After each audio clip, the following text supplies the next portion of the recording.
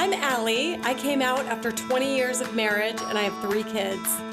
I'm Melissa and I have 2 kids and I came out at 37 after an 11-year marriage. This podcast is about coming out later and the struggles and victories that come with it. When coming out feels like the end of the world, but it's really just the beginning.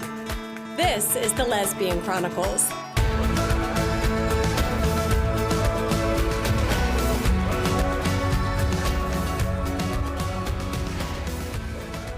It does feel like it's getting harder for some reason. I don't know if it's because you're busier now with work or like it's just like things seem to be coming up more than they ever did before. Yeah, I think lately it's like we're definitely like scrambling, like when can we find time to do this? And I know. we're both busy, so. I know. Well, I feel like because you're also a friend, not just a co-host, this is like how I catch up with you now. This is our catch up. So Yeah. how are you? This is how How's life? are you? How's life? I'm good, but as you are, like, it's almost like summer's busier because the kids are home. And so I'm like zipping them back maybe and that's forth. it. Like, cause this week has just been nuts. Like I've been taking my kids to 2 separate summer camps. Yeah. I'm working, like, I'm tired, man. I'm tired like as so hell. glad that it's Thursday right now. I know. Like, that much closer to the weekend. I just want to chill out. So Same. And I forget my kids. Like what I'm finding now is because there's no real rhythm, I forget them. So like a few minutes ago, I saw that it was my ex-husband calling and I'm like, oh my God, which kid is like, did I not Which kid get? did I forget? And then Yeah. it wasn't even about that. So I'm like, oh my God, you just made my heart like race. I do want to mention that, because I don't know if I said this last week, but I will be at Nashville Pride, Sweet. which is the weekend of June 23rd. So if anyone is going to be around, shoot me a DM. We'll try to link up. I'm pretty sure that we'll be like out at that little park thing on Saturday and the parade. So I'm looking forward to it and not having a repeat, if you remember, of what happened last time at Nashville Pride. I totally remember. I kissed a woman at a bar and she pulled my hair. She pulled your hair. That was after you almost got killed on the scooter. Yeah, I almost got killed on a scooter. That was my first time riding a bird scooter, and I decided to ride it like 3 miles through downtown. Oh, like we were getting on like borderline highway. No. And we almost got hit by a pride sign. It would have been totally ironic. It was also that you were also like in not a great. I think you had just gotten. I was not. I or just gone through a something. Like something breakup. horrible had It was a rough happened. time of my life. It was like when I look back, it was like a very depressing weekend. That was an ominous weekend. It yes. was. I don't know why the universe was out to get me that weekend. But I'm glad you're going back. You can't have too bad. I mean, I'm going with Marina. We're gonna hang out with like one of her best friends, so it'll be a good weekend. I wish you had swag for the back show. to Nashville. Yeah. Yes. Well, we have an exciting guest on today. Yes. Do you want to introduce Melissa? This is our friend Anna. And Anna is an app developer. Yes. And I have to say, like, I got on there and like messed around at like your website, and it's like your logo's killer. Like whoever did all your branding is kicking ass.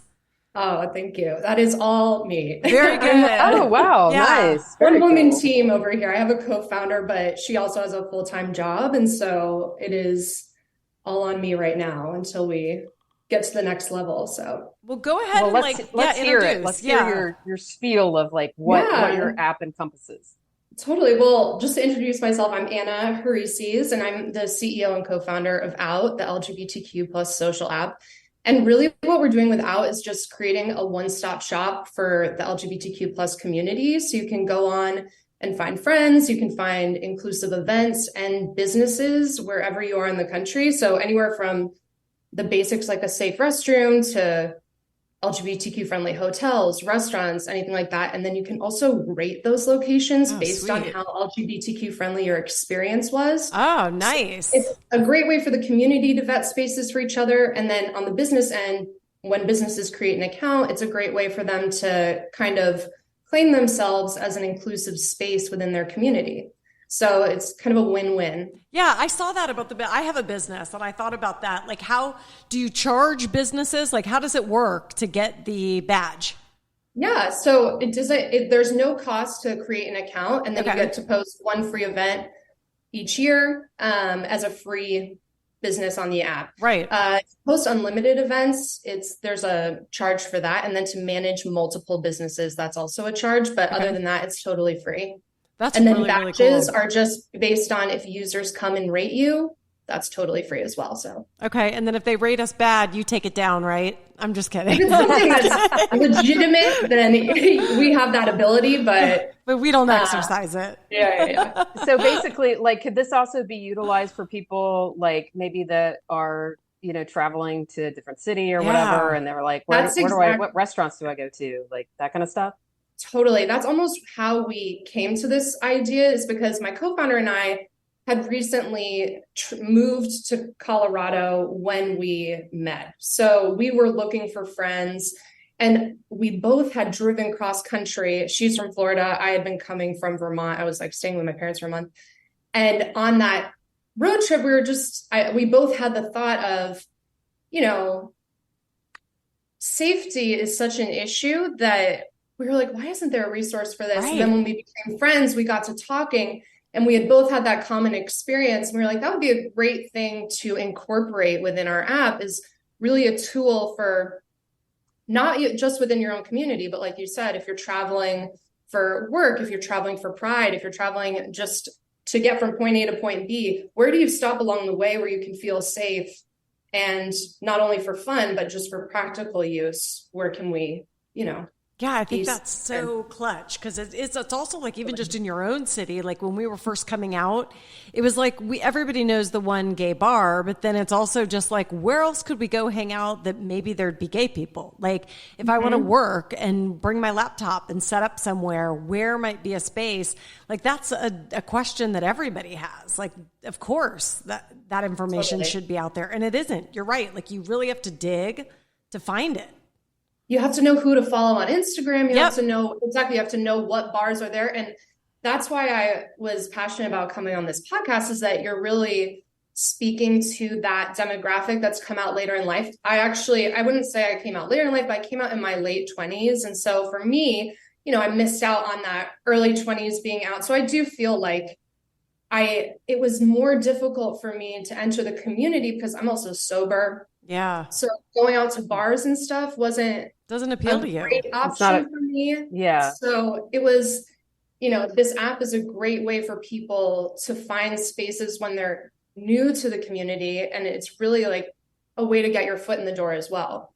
Yeah, I think, and just maybe like you said, if you also find people, like we've got a friend of the show that's come on, and she was traveling to a different city and was like, do you know of anywhere? Have you heard of, like, she was asking me, and I know zero. So I was just like, no, but I thought too, she also was like, I wish I just had a couple friends to meet up with. And it's like, this kind of solves for that issue too. Exactly. Yeah. So you can get on there, you can see who you want to hang out with, who's nearby, what events are happening that night, where you want to go eat together. And it's kind of, you can share events with each other. You can, you know, have group chats within the app. So it's really interactive in that way. Oh, you could have group chats. Oh, yeah. Okay, so it would be like if I said I'm in Atlanta, I could maybe there and 3 other women, like there'd be a way to like, because we tried to do that with our little map, but it's so hard because you're scrolling through.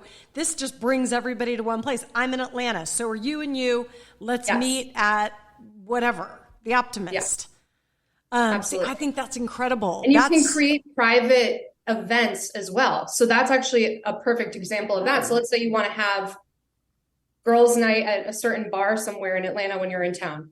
You invite everyone through a private event, add the location, add the date and the time, you send that off to everyone, and then they can attend or choose not to attend. Right. So that's it amazing. doesn't go to the public list of events. That would just go to the people that I've already connected with. So it's like I'm not inviting Jenny random. Connected with each other. Yeah. If you've connected with them, then you can bring them all together. Got it. I mean, it truly is like when I think about our group that Melissa and I met in a therapy group, and we always are like, oh, if other cities had these like groups or a way people could get together, it solves for everything. Literally solves for everything. I mean, it is the reason. Once you have that crew, the sky's the limit. It's like when you're launching, you can't, it's so hard by myself to say, oh, I'm a gay woman. Now I'm going to show up at this thing.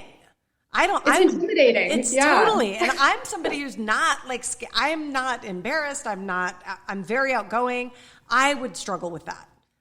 So it's like this kind of solves for that in such a big way.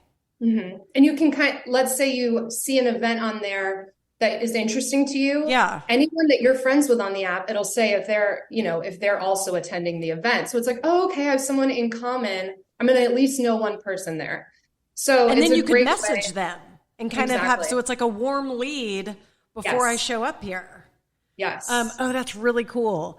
It's like an introvert's dream. Yeah, it's an introvert's also dream. Really great for extroverts.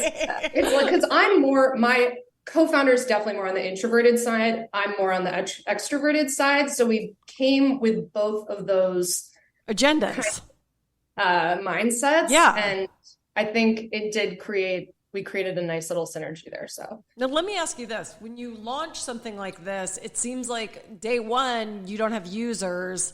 And so it's like you wouldn't, I guess, how do you create the buzz so that it's like, I'm not showing up at the party by myself. There's other people. How do you get it going in a situation like this? I'm curious around that. Yeah, that was the last year and a half of just outreach, doing. I had a whole Instagram and TikTok account before we even had a product. Okay. So I was just going crazy on trying to market this. Yeah. And then so once we were available, we had a few thousand users within the first day, a few hundred businesses within the first day. So businesses were kind of shocked. They were like, oh, wow, like we didn't realize there's going to be so much going on here. Users were also like, oh, okay. I think we're still, because it's just me, this is a slow and steady grind, but we did put in a lot of work to get those users, build up our mailing list so that once we were ready, they were ready to go as well. We kind of built that.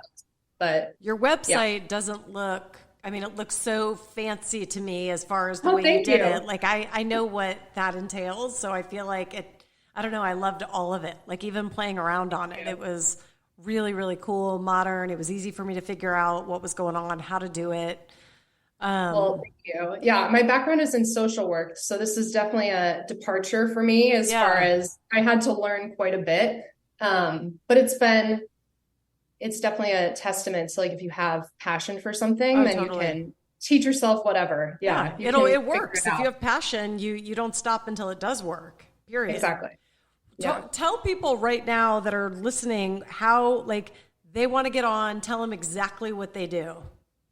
Okay, so you're going to go onto the App Store, Google Play, type in out the LGBT, on your cell phone, type in out the LGBTQ plus social app. It should come out after it should populate, but go ahead and download. And if you're a business, if you're wanting to create a business account, right below the main login screen, there's a button that says add your business to out. And from there, it'll take you through the onboarding process for that.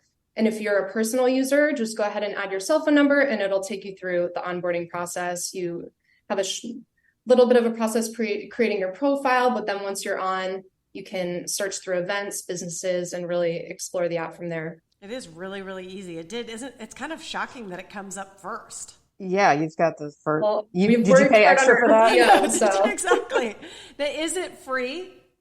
It is. Okay. Yeah. So it's free on both sides for the basic account. And then to upgrade for users, you have a certain amount of friends matches per day. And then it's 99 cents a month to upgrade from there. So we are still pretty affordable on the user side. Yeah.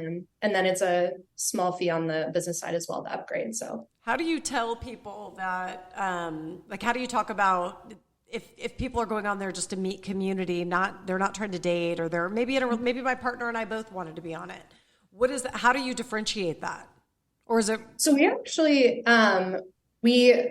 first of all, we are only for friends. We've really branded ourselves so when you get on there, it says friend finder. Okay. There's no mistaking. This is a friendship app. And I was going to say, I'm downloading this app. I'm like, am I going to be like, I know no.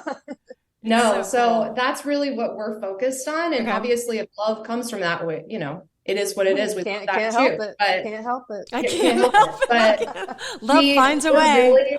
Love finds a way. It's so true. But we have seen actually a lot of couples create accounts together, so they have like a account saying, hey, we're a couple looking for friends in our area, which I love. Yeah, so we're all about that. Couples going on there and trying to double date. But Yeah, that's really our branding has been really strong trying to That's your niche. That's your niche. yeah, Like I think try and focus on the friendship because there's so many apps out there that have kind of gone from dating and now are trying to divert towards friendship. And that's a little bit harder to do. Right. Because when you've already established yourself as a dating app, it can kind of, there's this gray area. And so we wanted to take all of that out of there I love and really that. start as friendship forward. Yeah.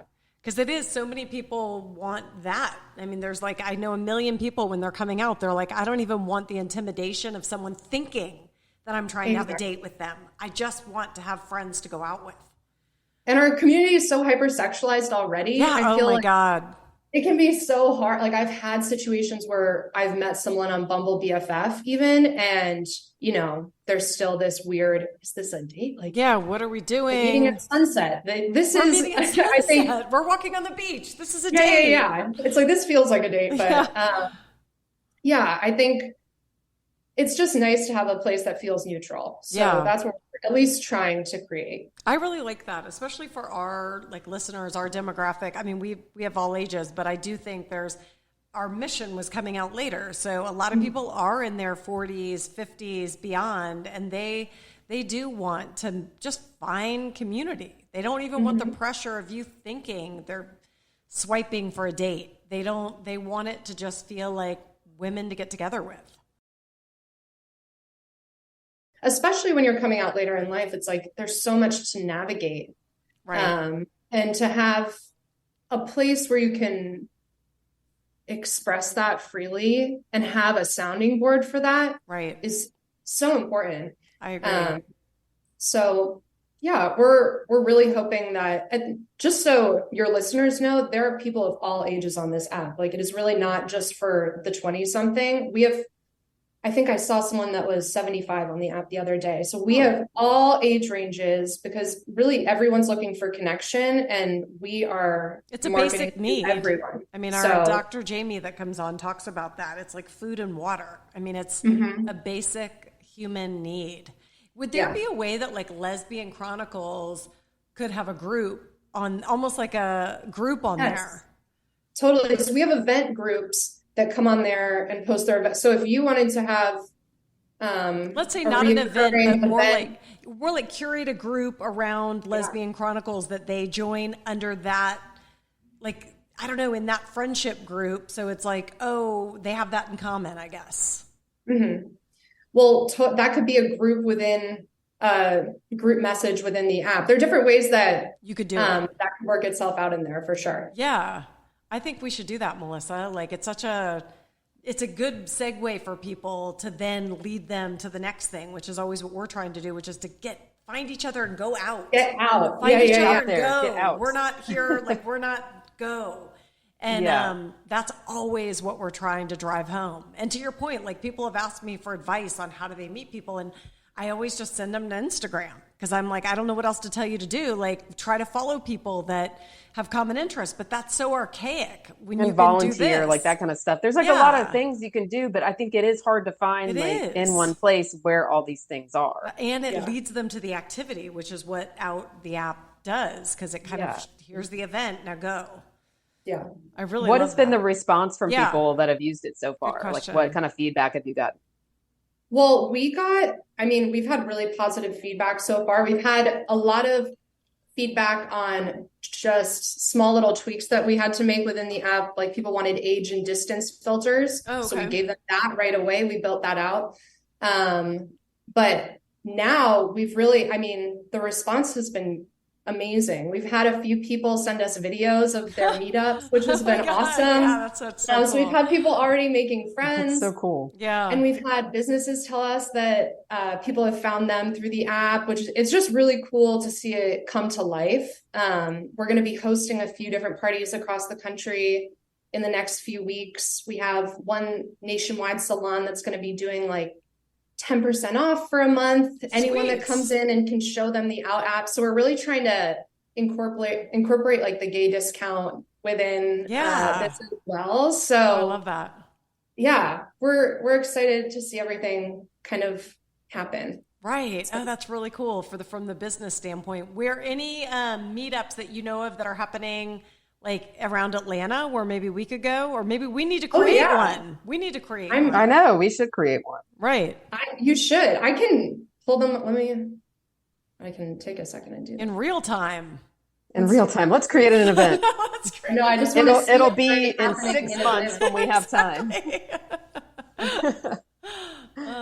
I think that's interesting about the distance and age filter, because like to me that seems like that would be labor intensive from a development perspective. Yeah, it is. There's a reason. Yeah, exactly. Absolutely. Like, and that's the thing that I think people don't quite understand is that, all of this takes a lot of time and money. It does. And money being the key. We had to do all the fundraising for this. So like this was not crowdfunded in any way. So we really didn't ask anything from the community for this. Like this is really a resource for them. But it has, I think people expected like Tinder or Hinge right off the bat. And there were still a few kinks that we had to work out as a small business. Yeah. But we're actually like, everything is in working order now. And it's very exciting to see it comes together. But how do you do like anytime you have websites or apps, like there's always like technical shit that's happening that you have to fix. You're a social worker. How by trade? Tell me about like do you have a great resource for that, or what do y'all do? In the early stages of my business, I would like joke that my sister was IT. And so she would be like, do not make me IT. I have no idea what's going on. But there was always stuff with our website that was happening that was like a glitch or like something would be wrong. How do you all deal with that and being a startup? So I have a team of developers that I work with. So we have 3 people on our team that help us. Yeah. That are contracted help. Okay. So they're not, full-time employees, but they help us with all the development side of the app. Right. So I'm the one in there finding all the bugs, and then I will let them know about it. They're also monitoring as well, but that's really my full-time job, is making sure everything's in working order. And then they go ahead and make those fixes. But that is not my expertise. So I made sure that we had a group of people that could handle everything. Right. I think that's wise, because it's changing and it's always complicated. What markets? Website stuff though is all me, but that's cool. Anything in app is the developer. Talk to us about like what markets are killing it. Like, are there some markets that are like people tell us they wish they lived in Atlanta because they feel like Atlanta seems so great. We've just talked it up that I know. Much. I wonder if it really is. Like, what markets really kill it in our community? Well, right now within the app, we have a ton in San Diego, LA, Chicago, New York, and Orlando has been like a massive hub for us. Okay. Isn't that interesting? Because it's also like Houston, Dallas area has been really popular as well. So those are our big hubs right now. I wouldn't have thought Dallas. So kind of all over. Yeah. No, I wouldn't either, but that's where there's a need for this. Yeah. I think Orlando, if you think about it, it actually makes a lot of sense. Like there are people that really need this app there. Yeah, like because of the changing political climate, it's like, are you safe to go to XYZ bar that you don't know about, a neighborhood you've never been to? Like that's really smart. So. Right. Oh, that's cool. Exactly. Yeah. Well, it seems like though then you've got the other New York, LA. Those are, I'm sure, kind of the more expected hubs. Yeah. So you're kind of getting it all. Mm-hmm. Yeah. We've done quite a bit of work to like really be a nationwide, I think there is the mindset of starting one city at a time, but because of the nature of our app and the fact that it is based on friendship and not dating, we felt like it could be, a great resource for someone in the middle of nowhere, Alabama, right? To find a friend, even if they're not next door, to find a friend that they can connect with in the state over, and maybe in a month they could meet up halfway. We wanted this to be available for everyone for that reason. So I think that's really, really cool. And how far people are willing to go. Like I've noticed, Melissa and I talked about this on an episode, like people do, go distances to go to events to meet up with gay people. Like it's not. I mean, I can imagine Girls in Wonderland. All these people come from far and wide to go to some of these events. Yeah, it's unbelievable. What about is with wedding planning? Is that like an aspect on the app, like where you can find a baker that you know Oh, isn't that's gonna like cool. shun you for a gay cake? Yeah, we have photographers, we have bakeries, we have wedding planners, we have every industry on the app. So we have almost 550 businesses right Oh now. my gosh. We're growing every day. Wow, So that's Yeah, awesome. that is yeah, awesome. exciting. And then they can connect too. It's like I think about like in my business, I always love when I find a gay person that I'm dealing with in some aspect of their business. I always just think it's cool. I mean, my business partners are straight, but they're always like, "Why do you care?" I'm like, "I just do." Like I would rather if Leave me there's a alone. I gay just do. choice, I'm taking the gay one. Right. And you know what? Sometimes the odds are against us I mean, I can tell you having tried, I mean, in the pursuit of fundraising, it's definitely a little more difficult because it's a little more touchy as far as whether they want to put their money there. So, especially in the current climate. So it's really, when we do, it's good to build each other up. I agree wholeheartedly. You're right, because they're scared to put their name on that agenda for fear of like offending people. And it's like if we all would just do it, then it wouldn't be a big deal. Totally. Yeah, I love that. I totally agree with you that connecting is important. And that's one thing that we plan to build out as well is a ton of features for our businesses to start networking with each other. Right. Because we would love to build out that. It's pretty bare bones on the business side right now, but that's our hope is to really build out a whole social side for the business aspect as well.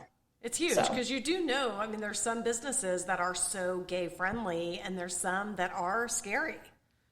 Like a little bit. And also there's some that are queer owned that just don't know how to market themselves well. Yeah. And like people don't know about them and they're totally queer friendly spaces or ones that are more underground queer friendly spaces that people don't really, it's like the hang that everyone goes to, but no one really knows about unless you know the right people. Yeah, it's true. So that's it's kind of, I was thinking about that when I was perusing your site about how you had a list of all the gay bars, the lesbian bars that are, I think that the 21 only bars or something. Yeah, 24 or something. Yeah. Not enough, but not enough. That's But crazy. I was thinking a few of them still, it is like even the names of the bars that occurred to me that it's like still so, the names reflect how we're hiding still. It's like I'll come up with examples, but it was just like, it's true. I mean, my sister's room, like that's the history it's behind cover. that. It's a safe beard. haven. It's a being safe in haven. your sister's room. Yes, and there were like multiple names that had that kind of, they reflect of we're hiding or we're, this is the cubby hole. Yeah. You got to hide out in cubby hole. Hide out. Yes, that's a great example. Yeah. There were a bunch on there and I thought, God, it's like, that's, someday I hope that's not even the case, that we have to name it this funny thing. I can just say lesbian bar, lesbians All inside having fun, being themselves. Lesbians having boobs. fun. Arrows down here. Yes. Now, so Anna, true. would you mind sharing a little bit about, you said you came out in your 20s. I still consider that late in life. Anybody who's really spent time trying to like fit the hetero norm. Would you mind sharing a little bit about your story and like how you got to the place that you're at today? Yeah, totally. And then wait, before you're from Vermont, is that right? Yes. Okay, so yeah, very I grew up in liberal. Vermont. Okay. Yeah. Go ahead. So on that, I grew up in Vermont in a really small town. So I had like 50 kids in my graduating class and no one at my school was gay, at least that was out. I mean, it was just not in my realm of possibility. And I went off to college and, obviously had experiences where I was like questioning, but was really on that heteronormative. It wasn't really even in my wheelhouse. I wasn't thinking about it.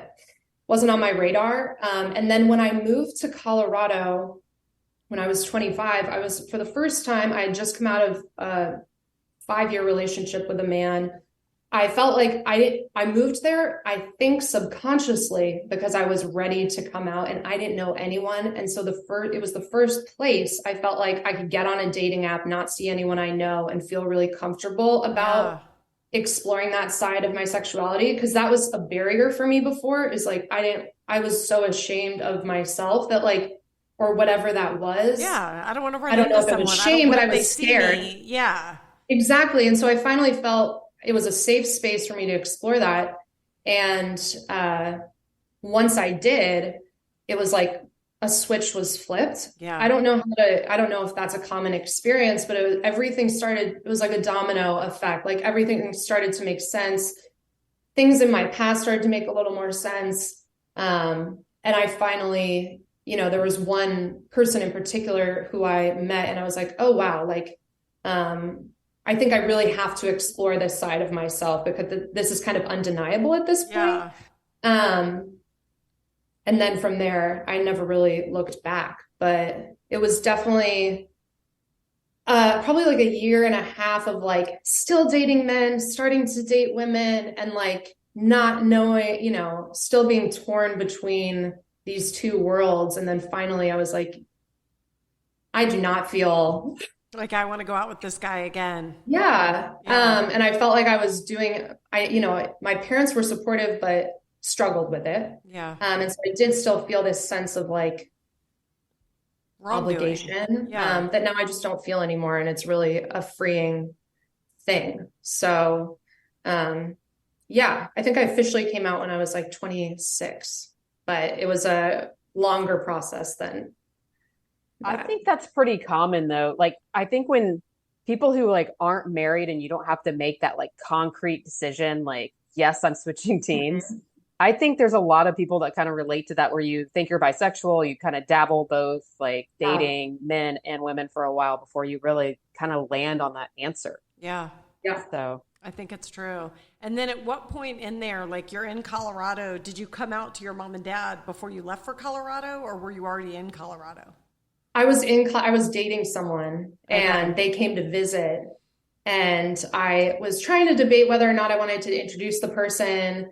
The person I was with knew the situation. It wasn't like I was hiding anything, but I ended up telling them when we went out to dinner one night, and my dad was the one that was like, yes, this is great. And my mom was like, oh my gosh, like you're never going to have kids. And it was this whole unraveling of the life she had created for me in her head. And that was like a longer process to kind of deal with, but they're both so supportive now. Isn't it interesting that I think like so many people that we talk to, including I would say Melissa and me and our dads were easier. Mm-hmm. Like I think they get it. They're like, I can understand why you would be that's valid. Yeah. Totally. And I can understand why you're not attracted to men. Yeah. You're right. I never thought about it like that. And I was always kind of I just had my sister and I. So I feel like out of my sister and I was the son per se. Like I did all the things with him. I played sports. So in some ways I think we were close.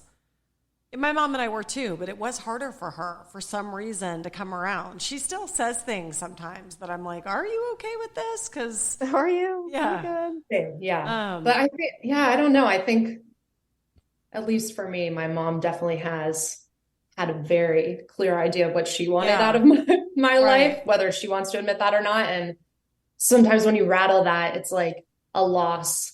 Yeah. A loss for sure. I mean, but it's okay. I think she'll be happy with the outcome. Definitely. So, absolutely. How did you meet your business partner?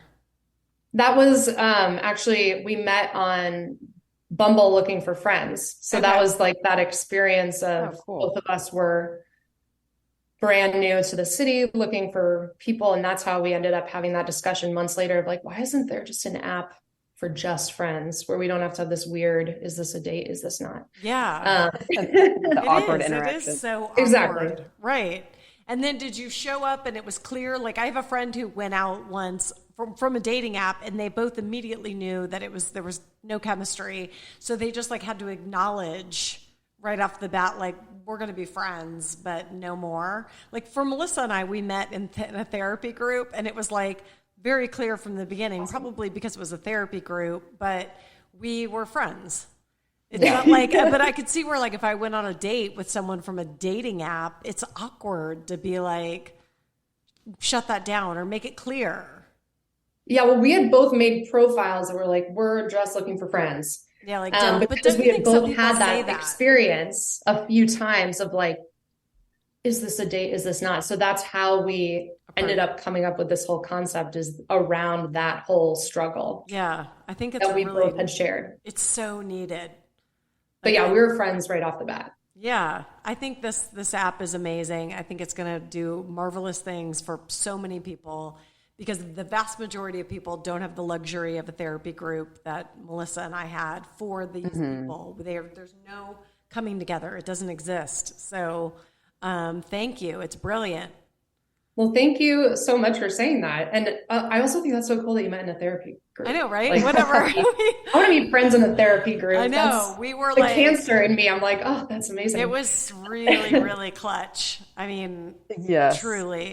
Well, and the funny thing is like, I really held back so much from going to that group. Like I had so much stigma stuck in my head as to like what it meant to be going to a therapy group like that. It, like, you know, it's like one of my favorite movies is Fight Club. And, you know, in the movie, he's like shopping therapy groups. And like, that's all I could think of. Like, I thought you were going to say you don't talk about Unfortunately, they don't have those environments, don't talk about Fight Club us yet, but yeah, maybe. We don't talk about therapy group. We really don't. Remember, we had name tags. You'd have these name tags and people had fake names. It's so like crazy. Oh yeah, we weren't allowed to talk. If we started talking about where we lived or like some sort of personal detail, like the therapist would be like, no, we can't talk details. And did y'all like break a cardinal rule by becoming friends outside of this group? No, they that wasn't frowned upon, but dating was frowned upon. Oh, okay. Yeah. It was like basically if you do want to like talk with someone like outside a group, like you guys can exchange numbers like once group is over. Kind of got thing. it. I was definitely getting. When I met Melissa, I'm like, "There's a norm." We're in the parking lot, like me. I'm like, "Don't leave, don't leave." So this is kind of handing it out to anyone. I mean, you can find a community now anywhere with this. Totally. And we are growing every day, like new events and new businesses and new users are getting on there every day. So if you're in a part of the country where there aren't a ton of people, just know it is there. We are building this community up, and we hope to be everywhere soon. Kick ass. Well, we're going to post it for sure on with your episode. We'll put how people can get on there, but say it again for everyone so that they know how to find it. Yeah.